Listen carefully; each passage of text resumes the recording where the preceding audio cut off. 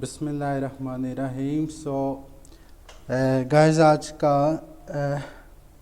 Bridge का part number 4 है जिसमें हम एग्जांपल सॉल्व करेंगे। Example 9.1 design a single span non composite steel beam bridge with minimum मास्टोशीर connection between the beam and slab.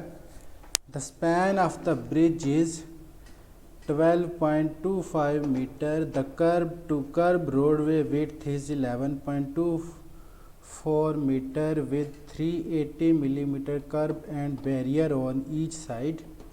So figure 9.16 single span beam bridge है। इसमें plan view और side view shown है। So the loading is HL93 with an extra overload factor of 1.2 for local traffic conditions. Besides, the wearing surface of 15 mm provide allows for 75 mm thick bituminous overlay. Use FC prime 30 megapascal, FY 4 15 megapascal and structure steel of A36 grade. So सबसे पहले बात करते हैं जी span of the bridge, that is 12.25 metre. So इसको ज़रा हम explain करते हैं। आप देख सकते हैं कि ये हमारा क्या है जी, ब्रिज है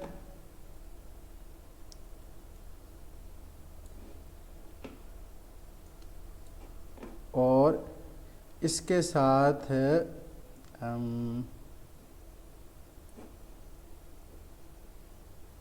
अगर हम रोडवे को शो करें तो आप देख सकते हैं कि दोनों तरफ ये रोड है और दरमियान में ये क्या आ रहा है, एक ब्रिज आ रहा है। अब इस ब्रिज की जो स्पैन है that is 12.25 metre.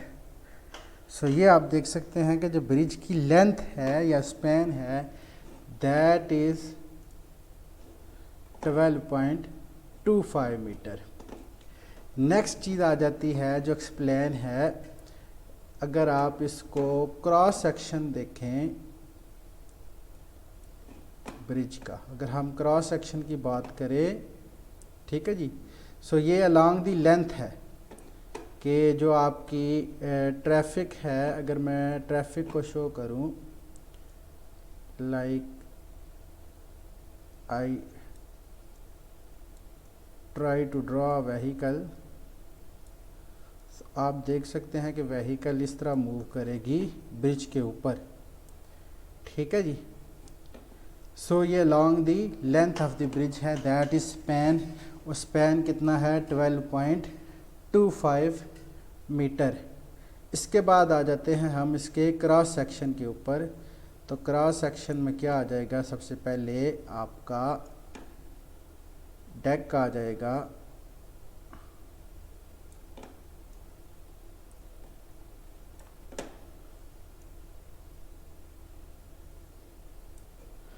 So barrier और जो है आपकी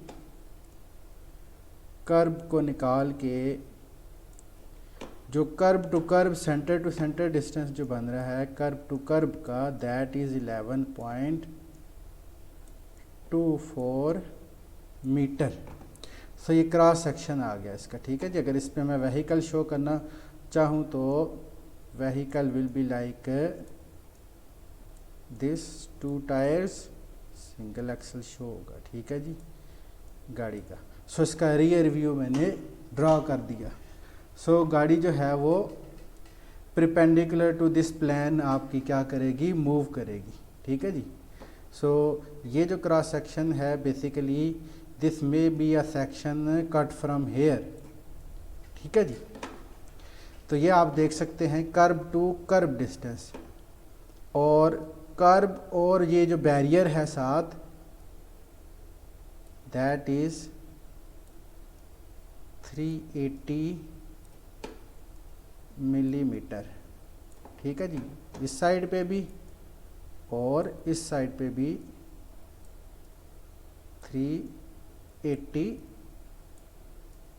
मिलीमीटर, ठीक है जी, दोनों तरफ। तो टोटल ओवरऑल जो स्पैन है वो आप देख सकते हैं जी कि दैट इज़ 0.38 दैट इज़ 0.76, और जो total width of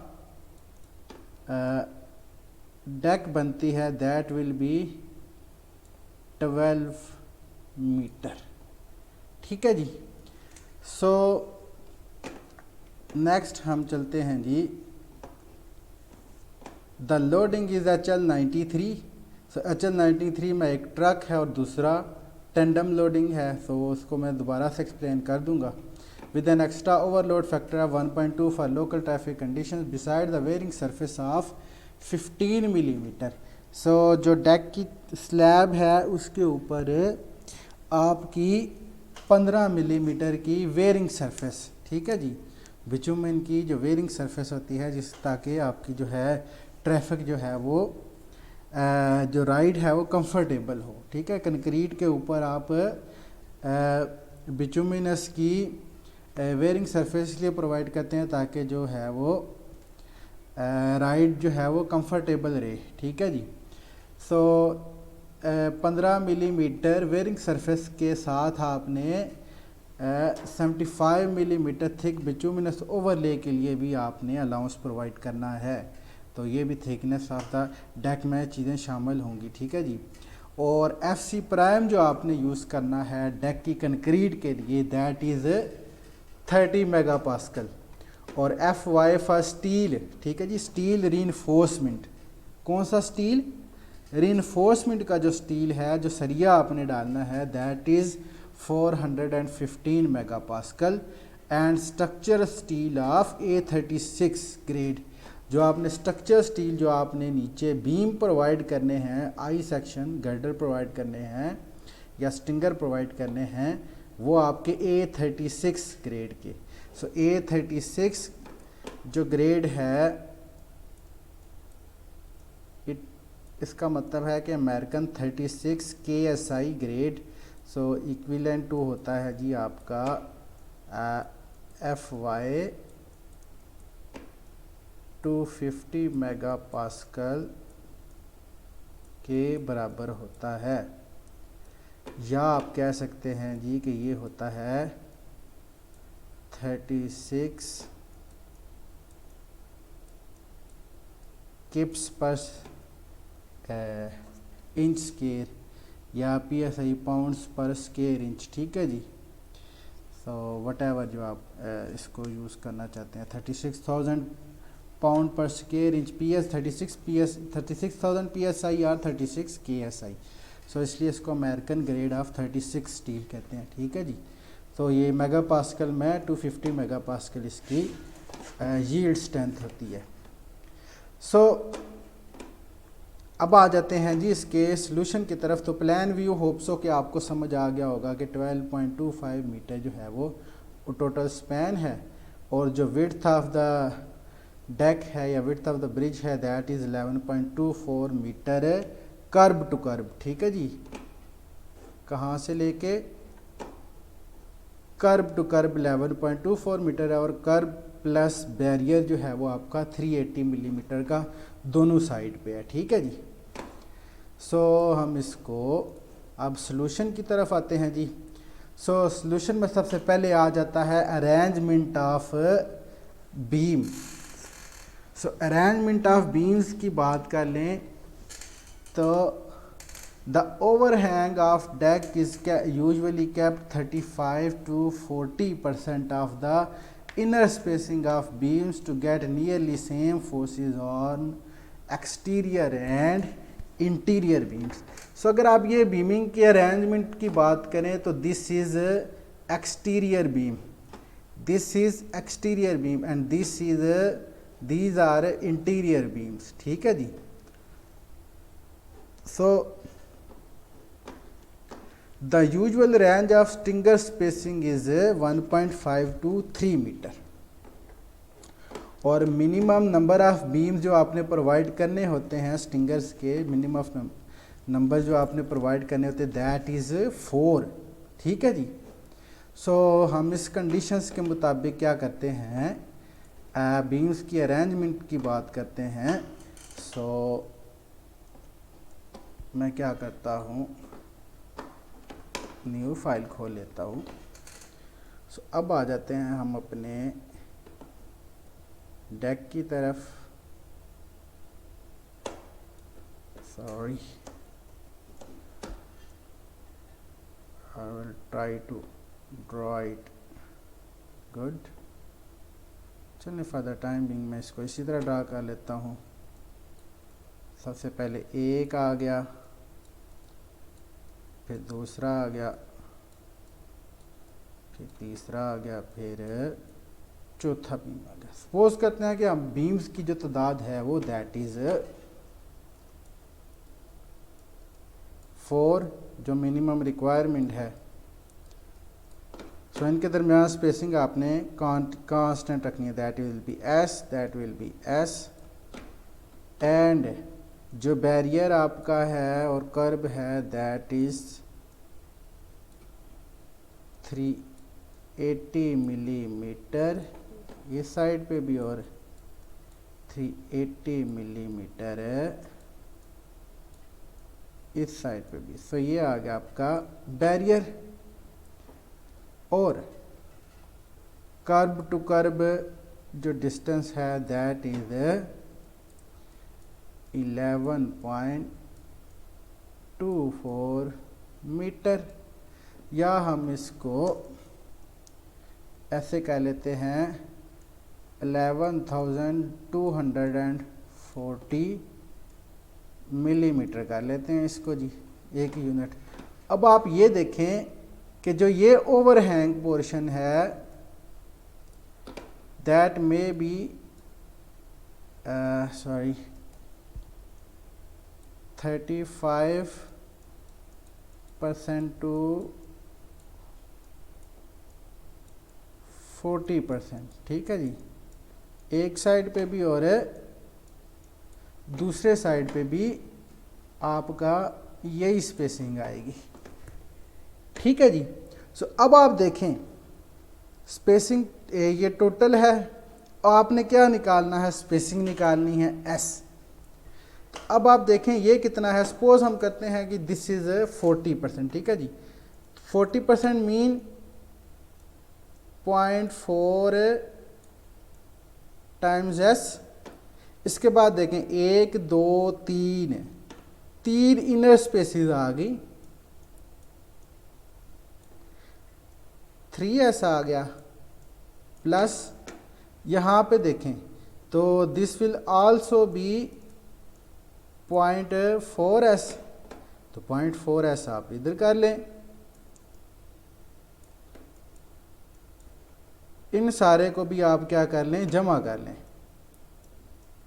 380 plus 11,240 plus 380।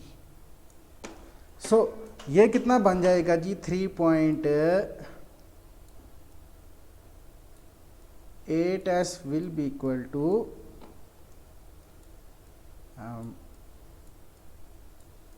12,000 millimetre.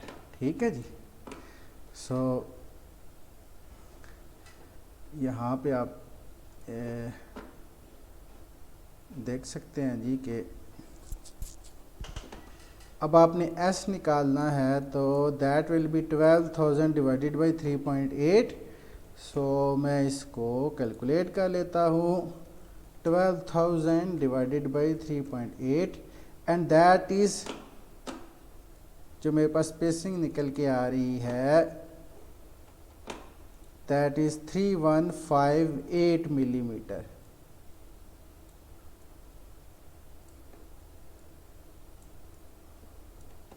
and that is larger than 3000 millimetre.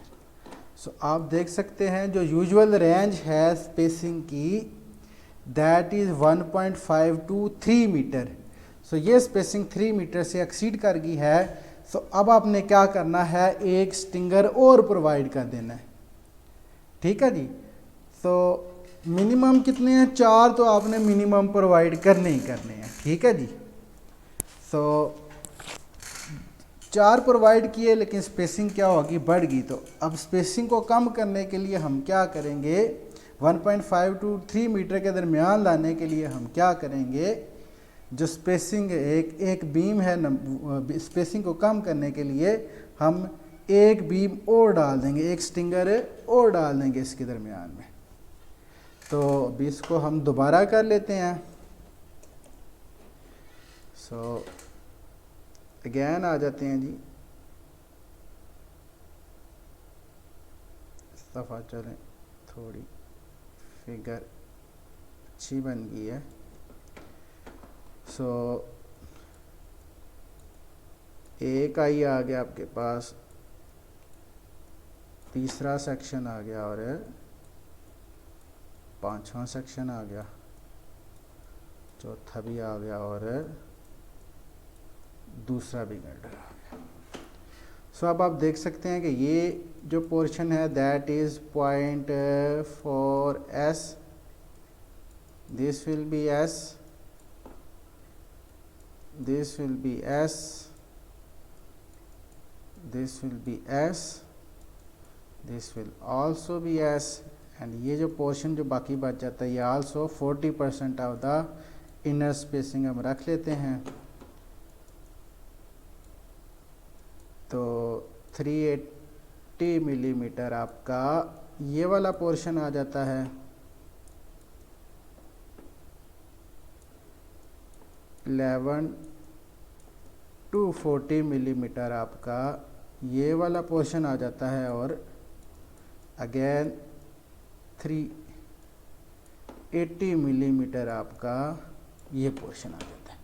अब आप देखें जी, 1 2 3 4 ये हो गए, 0.4 और 0.4 कितना होगा जी, 4.8 S आ गया, इक्वल टू इसका टोटल करें तो दैट विल बी, जो टोटल है विड्थ स्पैन की, सॉरी विड्थ है ब्रिज की, that is 12,000 millimetre. So S आपका आ जाएगा 12,000 divided by 4.8, 12,000 divided by 4.8 and that comes out 2500 millimetre. So जो NB है, नंबर ऑफ बीम जो आपने प्रोवाइड किए हैं, that comes out to be 5 1 2 3 4 5, और जो आपकी स्पेसिंग निकलती है that is 2500 millimetre, which is well between 1.5 metre से लेके 3 मीटर के दरमियान होनी चाहिए, ठीक है जी। सो आप देख सकते हैं कि ये 1.5 और 3 के दरमियान है, that comes out to be 2.5 metre. So सबसे पहले हो गया जी अरेंजमेंट ऑफ बीम्स होगी। अब आप देखें जी, आपने कितना अलाउंस प्रोवाइड किया जी, ओवरहैंग 0.4 S है। तो अब हम बात करते हैं ओवरहैंग की।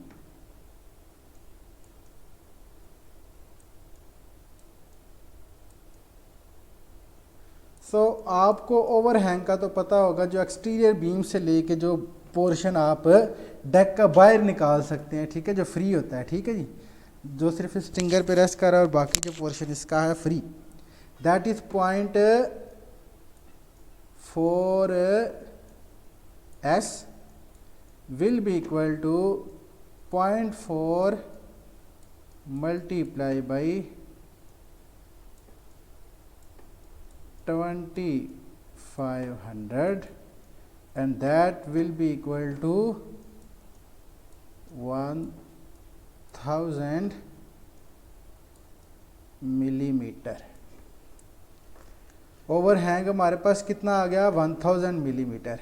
अब देखें आप कर्व और बैरियर जो शामिल करके that comes out to be 380 millimetre.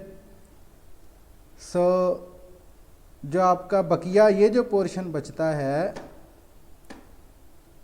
ठीक है जी, बीम के सेंटर से कर्व तक का जो डिस्टेंस बनता है that will be 1000 minus 380 comes out to be 620 millimetre. ठीक है जी, 620 मिलीमीटर इधर आगे आ गया। अब आप देखें जी हमारा ओवरहैंग कितना है 1000 मिलीमीटर। सो हम सबसे पहले इसकी कंडीशन की बात कर लेते हैं। सो उसमें क्या लिखा है, number of longitudinal beam in the cross section and B should be greater than or equal to 4। हमारे पास 5 है, ओके हो गया। ठीक है जी, spacing of beam rest should be between 1.1 and 4.9। So ये कंडीशंस फॉर अप्रॉक्सीमेट मेथड हैं, ठीक है जी। बट जो जनरली जो हम कंडीशन अप्लाई करते हैं उसका रूल है कि जो स्पेसिंग है वो हमारे पास ताकि डिज़ाइन हमारा आइडियल रहे, दैट विल बी कि यूजुअल जो स्पेसिंग ऑफ स्टिंगर है दैट इज़ 1.5 to 3 मीटर होनी चाहिए। ठीक है जी। सो जो एक्चुअल कंडीशन है दैट इज़ 1.1 एंड 4.9। सो इसके दरमियान आ रही है 2.5, तो वो भी ओके है हमारे पास। ठीक है जी। इसके बाद आ जाता है जहाँ पे हम बात करें जी कि the roadway part of overhang DE does not exceed 9-10 millimetre.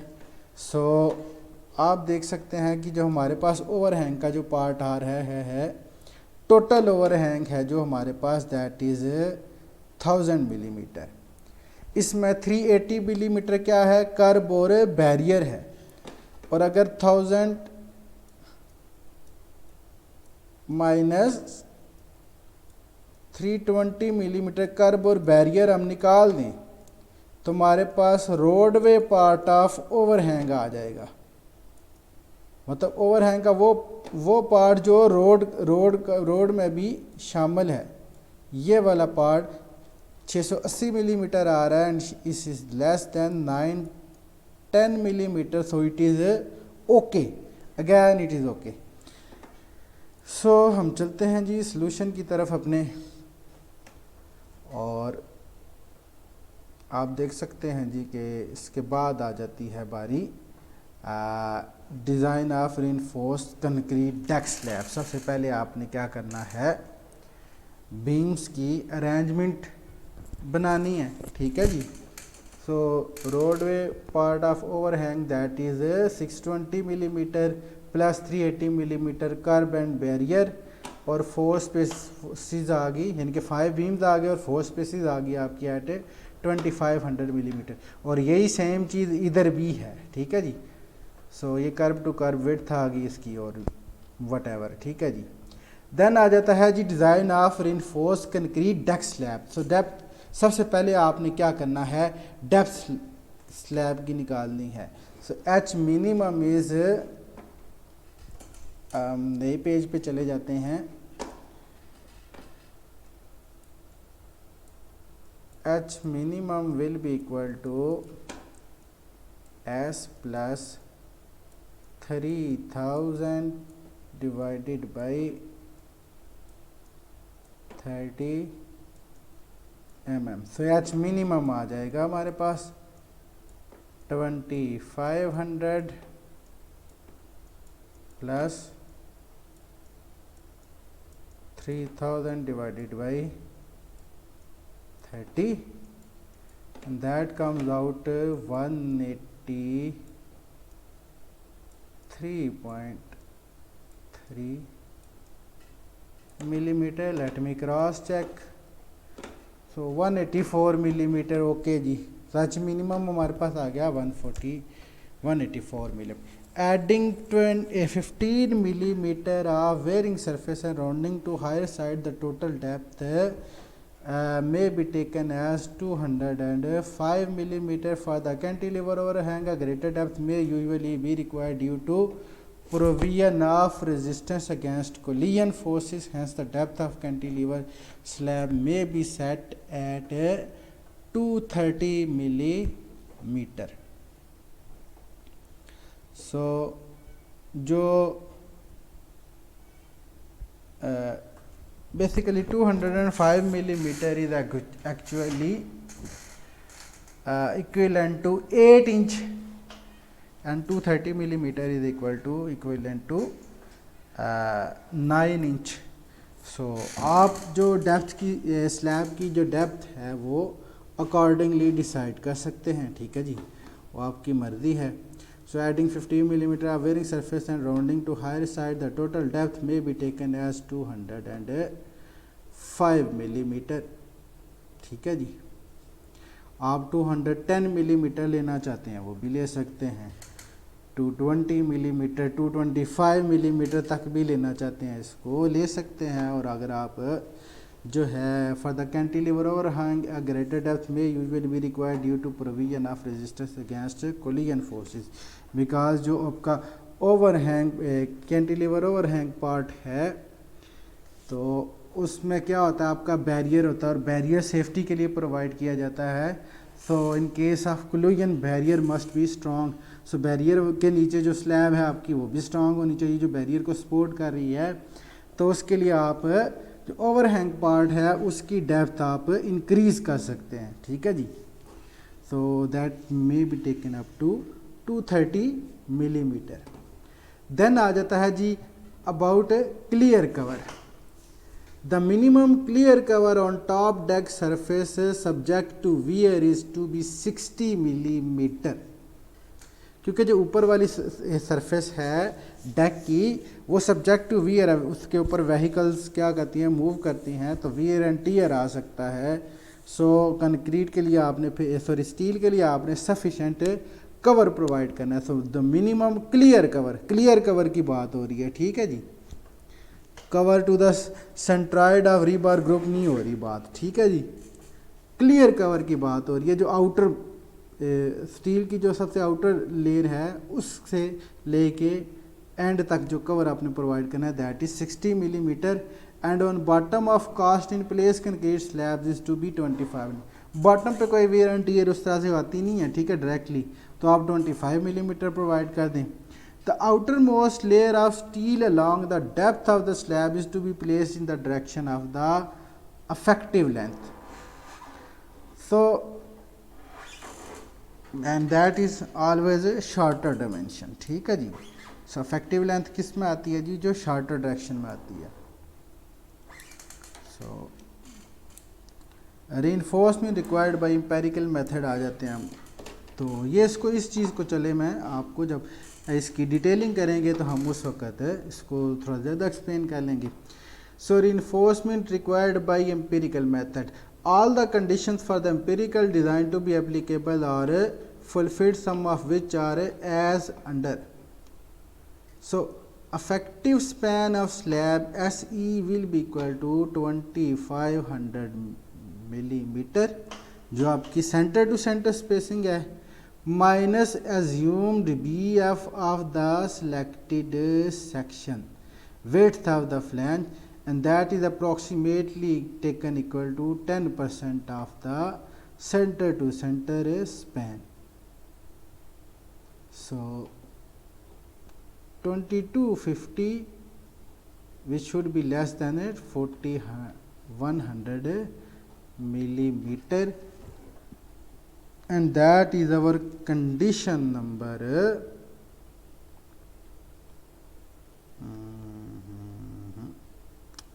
Condition given नहीं है.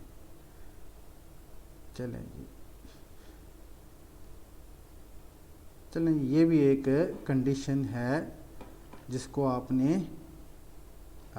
ओके करना है, ठीक है जी. सो ये कंडीशंस आपने याद रख ली. जो effective span of the slab है 2500 और 10% जो है सेंटर टू सेंटर स्पैन का वो हम एज्यूम करते हैं width of the selected section. अगर आपको ये चीज़ नहीं समझ आ रही तो मैं आपको बता दूं कि सपोज करते हैं ये हमारे पास आ गया जी हमारा डेक, ये हमारे पास आई सेक्शंस आ गए।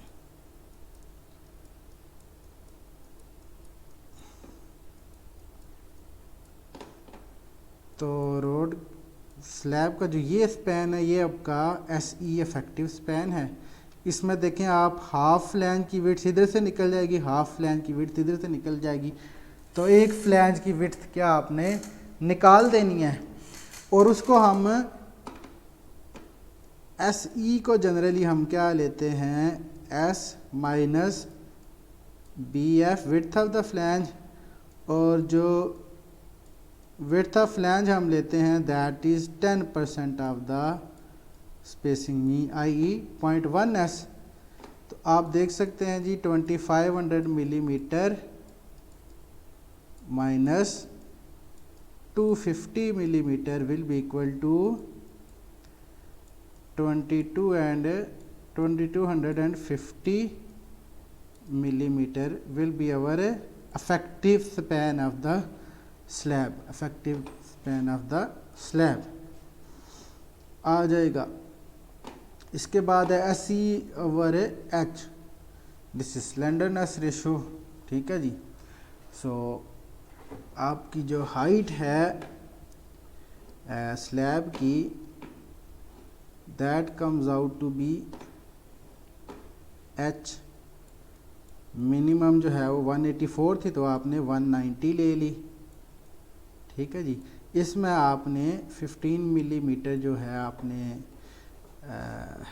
वो या जो बाकी वेयरिंग सरफेस है उसको इंक्लूड नहीं करना। तो SE/H जो आ जाता है आपका, बिकॉज आपने 205 मिलीमीटर ली तो 15 मिलीमीटर आपकी जो है वो वेयरिंग सरफेस वो निकाल दें तो पीछे आपकी जो डेप्थ बचती है वो 190 मिलीमीटर बनती है, ठीक है जी। दैट इज़ 11.84 और ये शुड बी बिटवीन 6 एंड 18। इसके बाद आ जाती है जी कोर डेप्थ। कोर डेप्थ मतलब स्टील टू स्टील जो आपका सेक्शन जो बनता है, ठीक है जी। ये लास्ट टाइम मैं एक्सप्लेन कर चुका हुआ हूँ, ठीक है जी। इसमें से दोनों आपने क्लियर, नीचे वाला भी ऊपर वाला क्लियर कवर माइनस कर दें तो पीछे कंक्रीट की कोर डेप्थ बच जाती है, ठीक है जी। तो 60 मिलीमीटर टॉप वाला कवर आपने माइनस कर दिया और 25 मिलीमीटर आपने बॉटम वाला कवर माइनस कर दिया। टोटल डेप्थ में से तो आपके पास 120 मिलीमीटर आ गया, that is greater than 100 millimetre. Okay हो गया जी, ठीक है। इसमें आपने वेयरिंग सरफेस भी एज आपके कवर यूज़ होती है, ठीक है जी। वो भी वेयर एंड टेयर को रेजिस्ट करती है, ठीक है जी। तो वो भी एक पार्ट है स्लैब का आपका।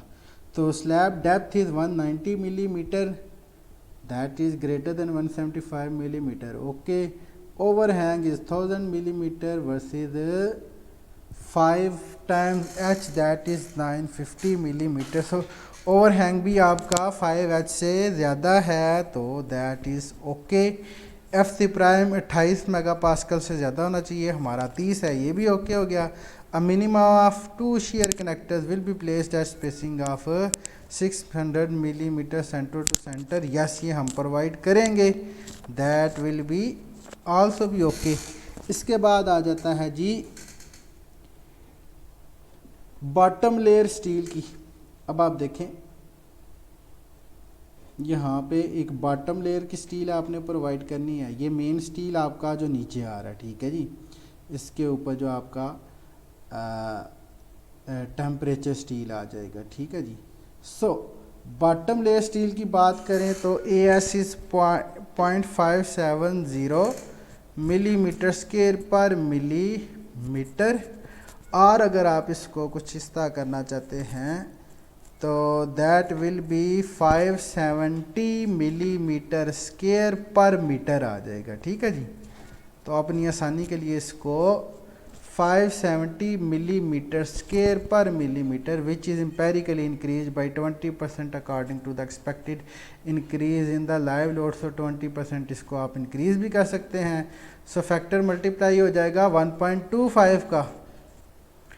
सॉरी 1.2 का फैक्टर क्या हो जाएगा, इसके साथ मल्टीप्लाई हो जाएगा, 20% आपने इंक्रीज़ करना है।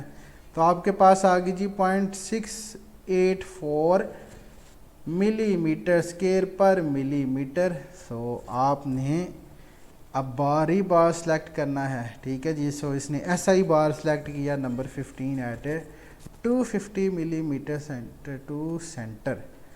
सो सबसे पहले आप देख सकते हैं जी कि 15 है, इसका एरिया कितना है जी 200 मिलीमीटर है, स्क्वायर है। आप देखें ये कितना आ गया जी टोटल पॉइंट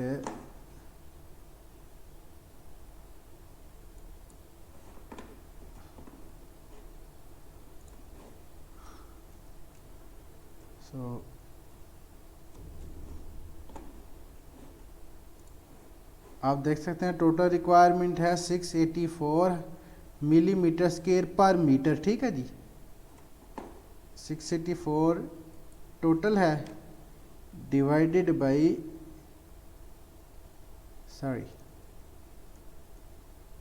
या आप इसको डायरेक्ट कर लें, 200 इसका एरिया है, डिवाइडेड बाई 0.684।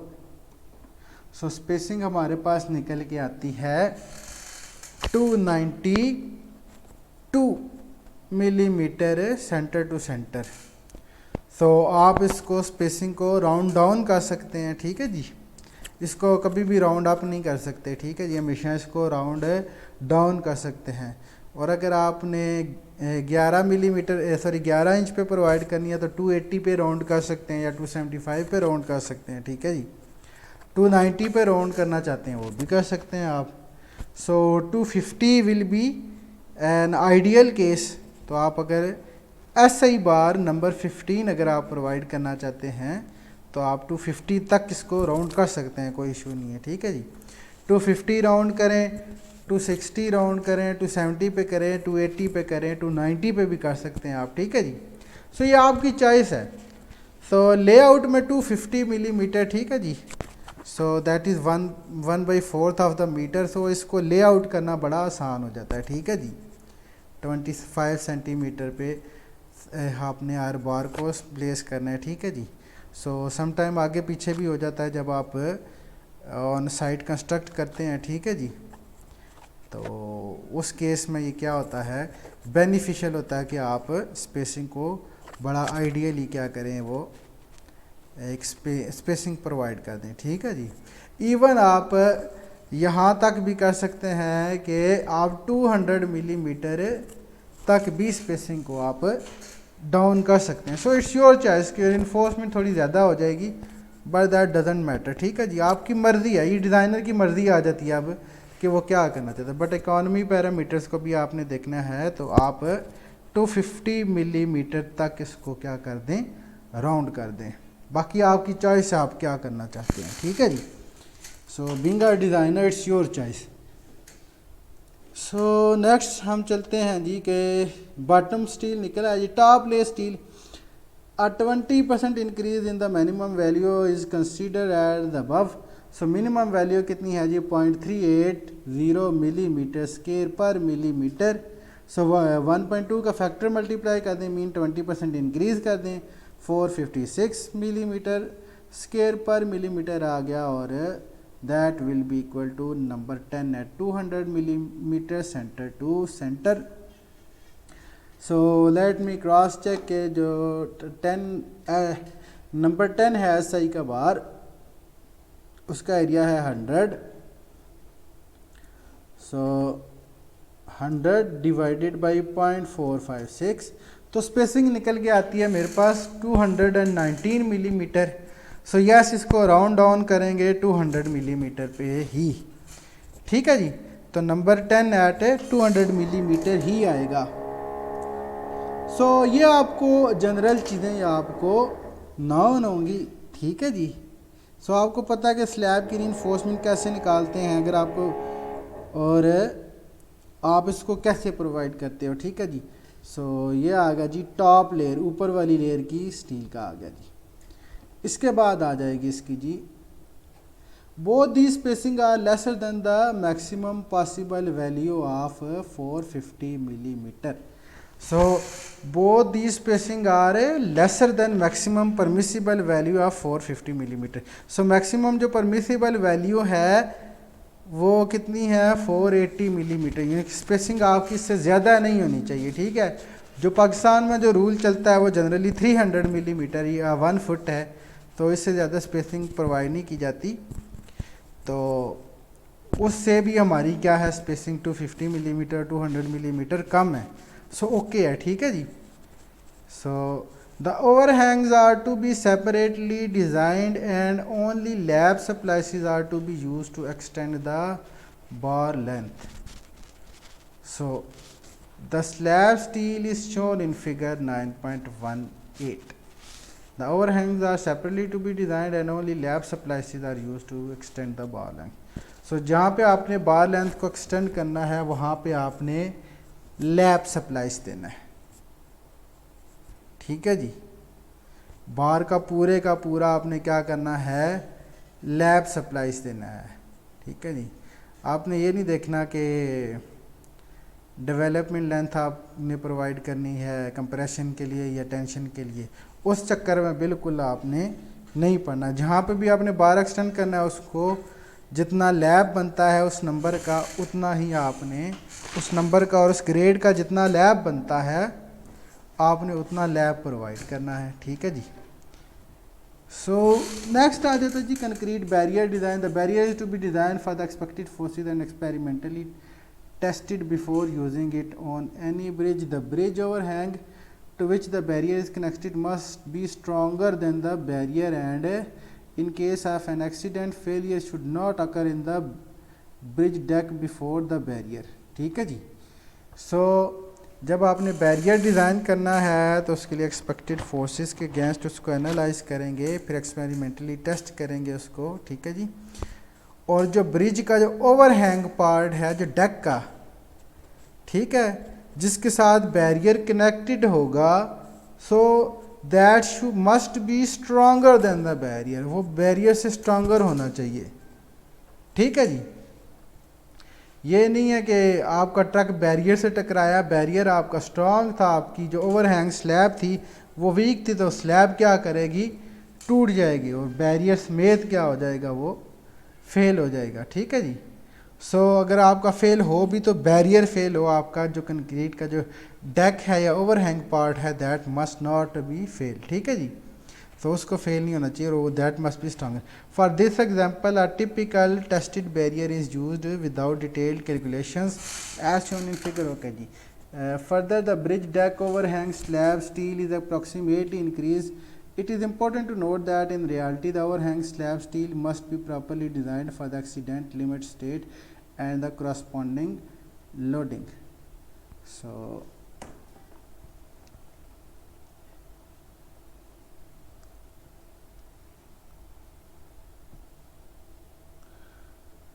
अब आप देख सकते हैं जी कि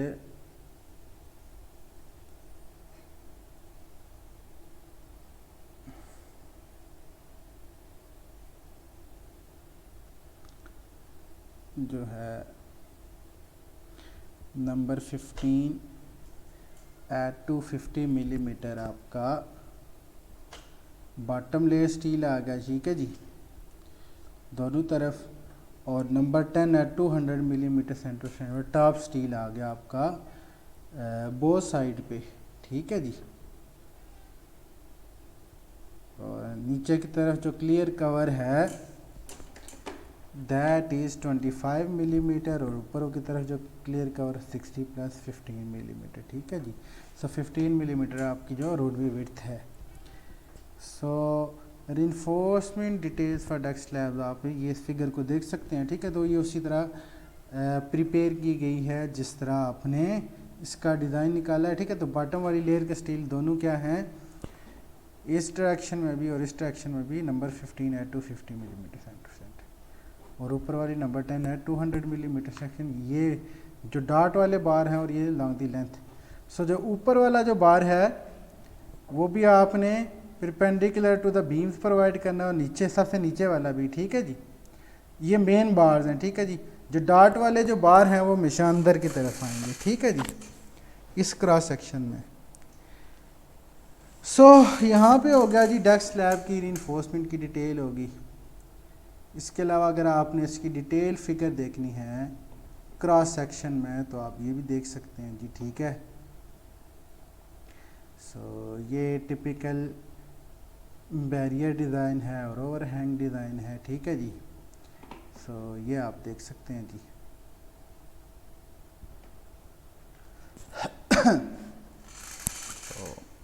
आई विल एक्सप्लेन इट लेटर, ठीक है जी।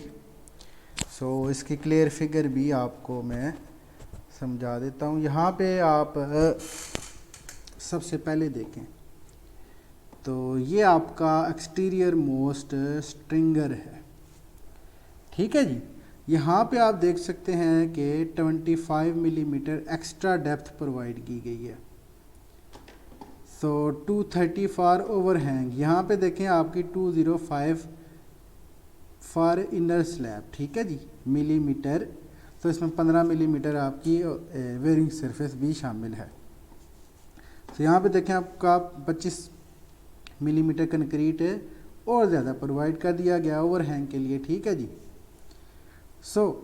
अब आप आगे देख सकते हैं कि ये जो स्टील है दैट ये जो टॉप ये वाला स्टील जा रहा है और ये वाला जो डॉट वाले स्टील हैं ये नंबर 10 है 200 मिलीमीटर्स और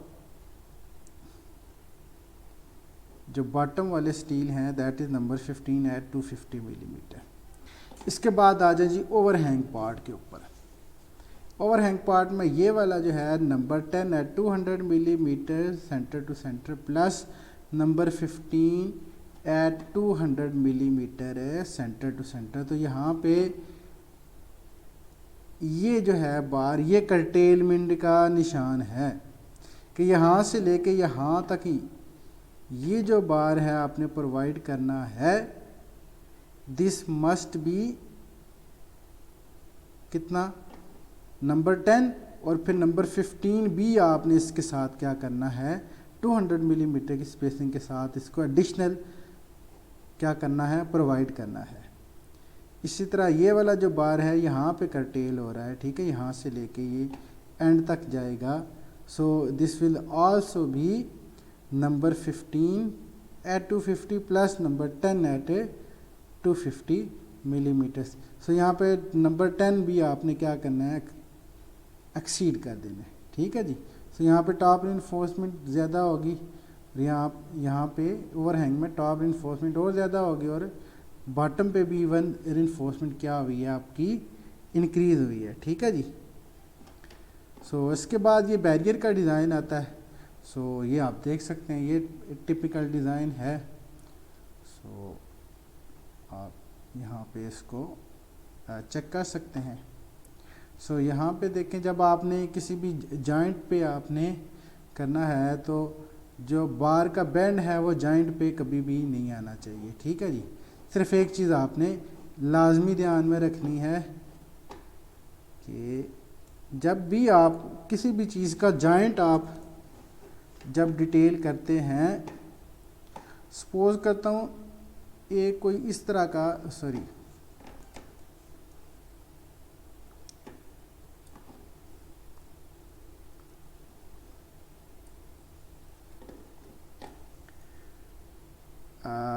let me try to draw it neat and clean। जब भी आपने ये जॉइंट डिटेल करना है तो आपने एक चीज़ का ध्यान रखना है कि जब आप बार प्रोवाइड करते हैं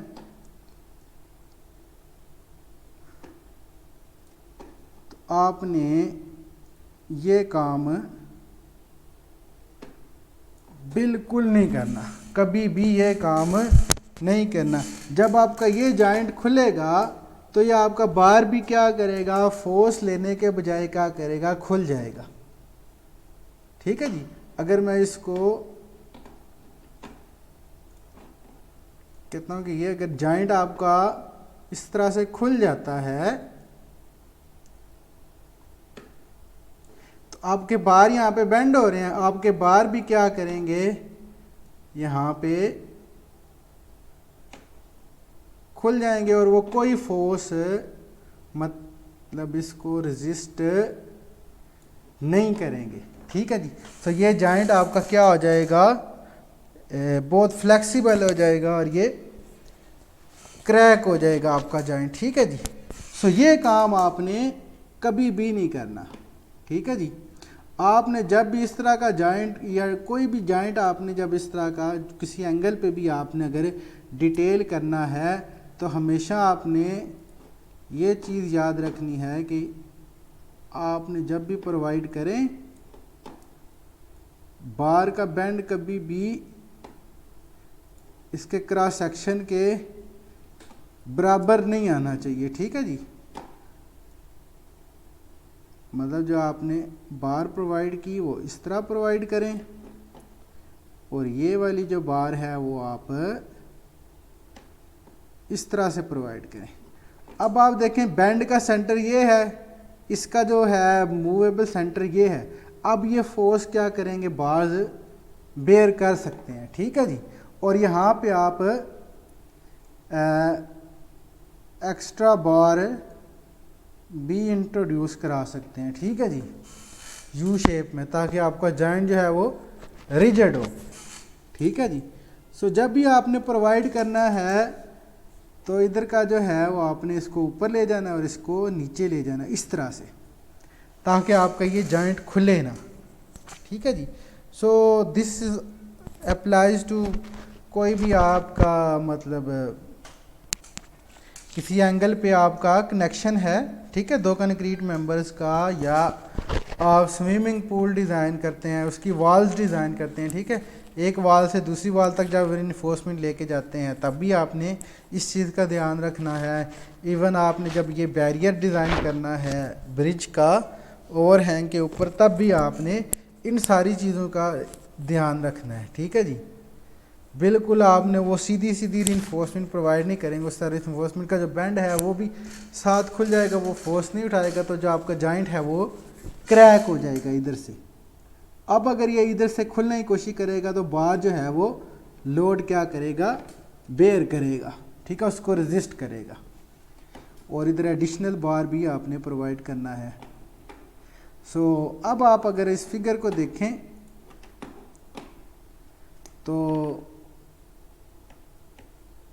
आपको थोड़ा बहुत समझ आएगा कि ये एक एडिशनल बार प्रोवाइड की गई है। ठीक है जी।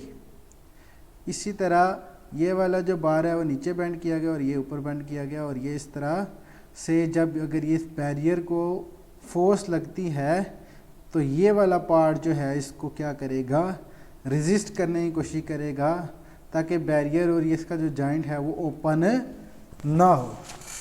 ठीक है जी। इसके बाद बाकी जो है वो बैरियर की रिइंफोर्समेंट आ जाती है, तो आप देख सकते हैं। और आप स्लैब की और बैरियर इकट्ठी भी क्रॉस कर सकते हैं, उसकी रिइंफोर्समेंट क्रॉस भी कर सकते हैं। क्रॉस करते वक्त आपने इसी चीज़ का लाजमी ध्यान रखना है। ठीक है, कोई इस तरह की अरेंजमेंट हो, इस तरह की अरेंजमेंट हरगिज़ नहीं करनी। ठीक है, दैट विल बी फैटल। सो ये चंद एक चीज़ें हैं जो आपने ध्यान में रखनी है। ठीक है जी। बाकी आपने आरसीडी पढ़ा हुआ है तो आप इस रिइंफोर्समेंट को और इन चीज़ों को आप क्लियरली समझ सकते हैं जी। ठीक है जी। सो लगता है हम बहुत आगे चले गए हैं। So back to our topic जी, स्टील का आ गया जी। तो यहाँ तक हमारा हो जाता है जी reinforcement details for deck slab. तो इसका थोड़ा सा सलूशन जो है वो मैं आपको नोट्स बना के भी सेंड कर दूंगा। सो नंबर 4 पार्ट को हम यहाँ तक इसको क्लोज़ करते हैं। सो मिलते हैं जी नंबर 5 पार्ट के साथ।